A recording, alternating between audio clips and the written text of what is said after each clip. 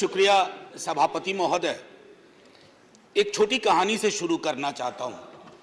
हमारे विश्वविद्यालय में एक शिक्षक थे, वो कह रहे थे कि एक सेठ थे राजस्थान में, अचानक सांप सांप चिल्लाने लगे। तो लोग आए, बोले क्या हुआ? बोला देखो सांप अभी पेट पर से चल के चला गया। बोले काटा तो नहीं ना? बोला नहीं काटा नहीं, रास्ता देख गया है। So when I rise Professor, today, this is my quote. Everyone in the house knows. Note of your university. sir, ये तो मैंने कहा है. sir, Go ahead. sir, I would want all of you to give me uninterrupted time. I'll not speak anything which is going to prick you or disturb your rhythm. What I wanted to say, sir, असल में कई वर्ष पूर्व भी देखा इस देश में, आज भी देख रहे हैं। जब बहुत बड़ी सत्ता आती है ना, तो कई ख्यालात आते हैं। कुछ अच्छे होते हैं और कुछ लगता है जिसको हम कहते हैं लोएस्ट हैंगिंग फ्रूट। मैं और मेरी सीनियर कलीग जया जी, हम लोग बात कर रहे थे, इतने पावर का करोगे क्या? कम है क्या? इतने राज्यों में सरकार है, केंद्र में सरकार है, 303 का बहुमत है। उसके बावजूद अगर किसी निर्वाचित सरकार को लेकर के ये आपकी प्रणाली हो, कार्य प्रणाली हो, जहां की सुप्रीम को 11 मई को सुप्रीम कोर्ट का ऑब्जर्वेशन हुआ, मेरे कई कलीग कह चुके हैं। संभवतः हमारी सरकार ने सोचा होगा कि वेकेशन में जाने से पूर्व उनको कुछ ऐसा पकड़ा दो कि अवकाश में भी वो सोचते रहे इसके बारे में। तो उन्होंने 19 मई को ये ऑर्डिनेंस लेकर के आए। तो अब जजों का काम था कि इस पर लगातार सोचते रहे। सर, इससे पहले कि मोटा मोटी कुछ बिंदु पे मैं आऊं, मेरे कुछ साथी वो जिन्होंने लोकसभा में वोट किया है, most likely they will do the same here. हालांकि लोकसभा के बारे में जिक्र नहीं करना चाहता था माननीय सभापति महोदय। डाइवर्सिटी शब्द का आप बहुत जिक्र करते हैं, हम सब उसमें रिजॉइस करते हैं, हमारी प्राइड है वो। लेकिन एक मंत्री महोदया डाइवर्सिटी बोलते बोलते बोल गई कि इंडिया इज कॉम्प्लिकेटेड। सर, बचपन से लेकर आज तक इंडिया कॉम्प्लिकेटेड नहीं लगा कभी। ये रिकॉर्ड में है पार्लियामेंट के, इसलिए मेरी चिंता है।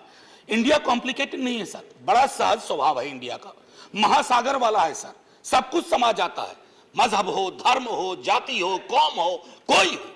लेकिन इसको जब तालाब बनाने की आप कोशिश करते हैं तो महासागर तालाब नहीं बनना चाहता।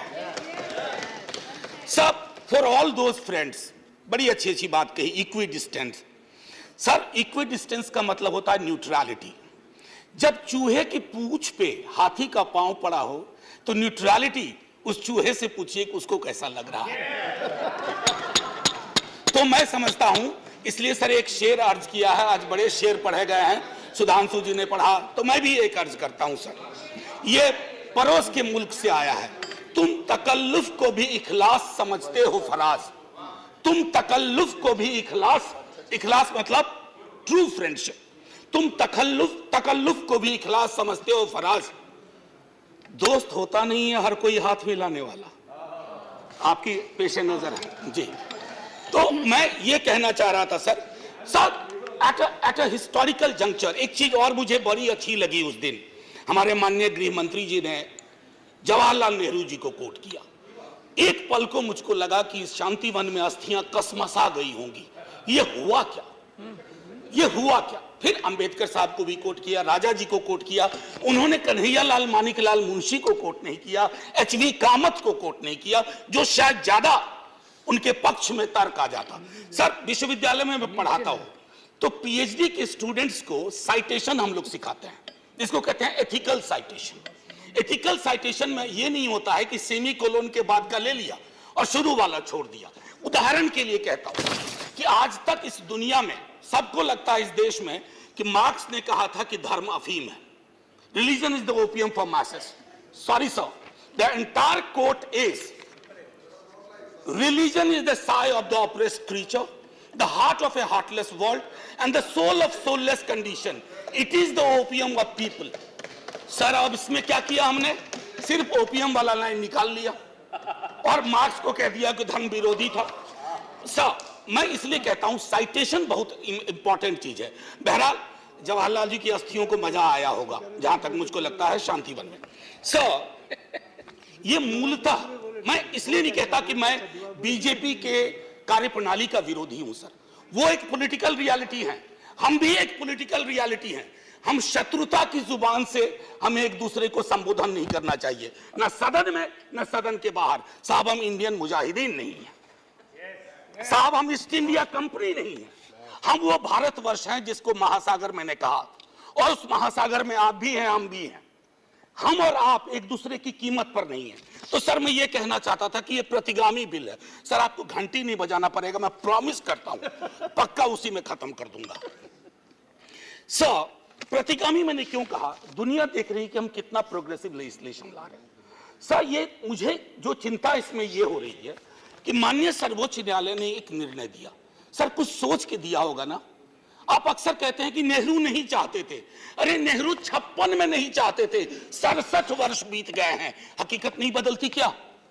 नेहरू के टाइम में हम सार्वजनिक क्षेत्रों में कितना ध्यान देते थे और आज हम बेचने पे ध्यान दे रहे हैं। ये फर्क आया है ना सर। चूंकि ये फर्क आया है तो हर हकीकत में फर्क होता है। 56 की दिल्ली और आज की दिल्ली वही नहीं है सर। सर मैं तो अरविंद केजरीवाल जी का बिल ही नहीं मानता हूं, दिल्ली गवर्नमेंट का बिल ही नहीं मानता हूं।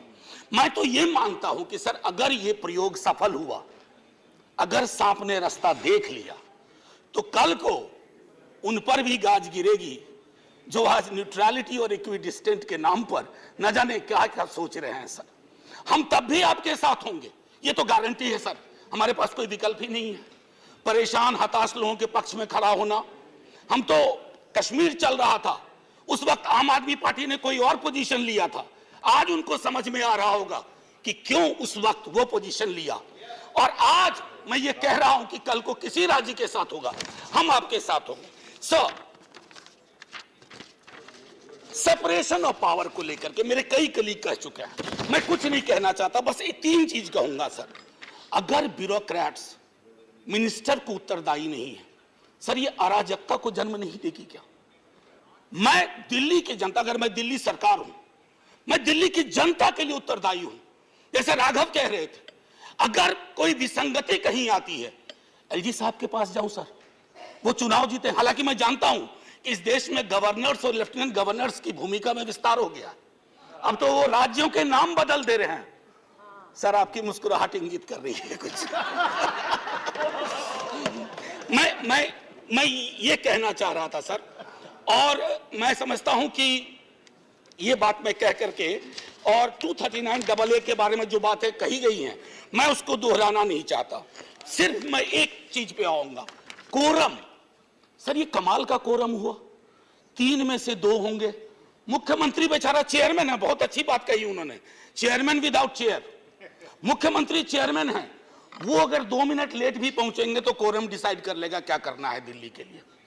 Sir it is not quorum, it is actually an instrument to decimate the very idea of elected government. Sir sir घंटी मत हो जाइए, केशव राव जी की श्रेणी में 1.5-2 मिनट और ले लूंगा।